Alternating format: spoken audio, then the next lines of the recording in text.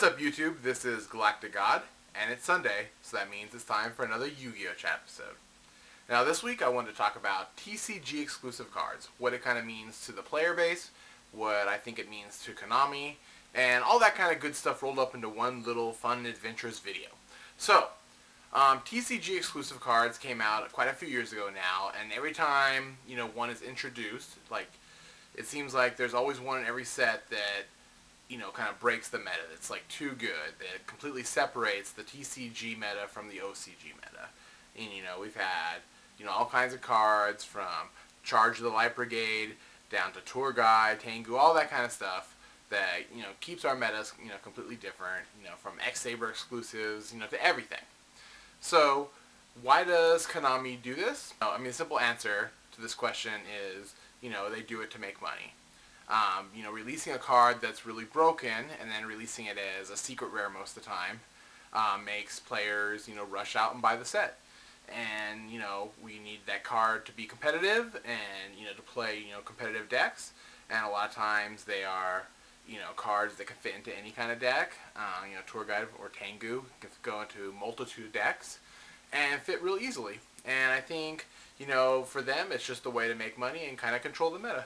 And what it means for players, I've heard a lot of players complain constantly about, TCG exclusive being too busted, too broken, and all that kind of stuff. I'd rather have a busted card in the set than nothing in the set worth getting. I remember a couple years back now, a little bit after maybe Elemental Energy or Soul of the Delicious something, there was like something, maybe 3, 4, 5 sets of nothing worth getting, pretty much. There was not one card that was going to improve anybody's deck in the meta. It was just a bunch of GX nonsense that was getting released. Players just were not buying the sets. I mean, there was a couple cards in it that might have been okay in some decks, but for the most part, there was no reason to pick up any new booster boxes or any new booster packs or anything, because there was nothing worth getting.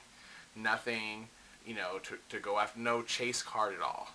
I think, upon, all those low sales, I can only imagine that, Konami rethought, what to release in the sets, and that's when we started getting TCG exclusives, and that's when more busted cards started coming back out, and that's when, players started buying a lot more packs, because those cards were harder to get, because they were probably secret rares.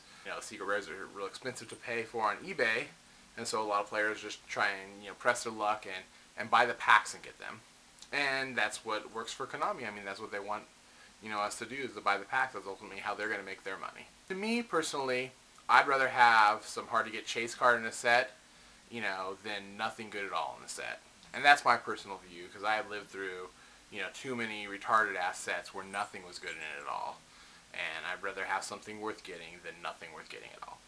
So that's my view on it. Let me know what you think below in the comment section.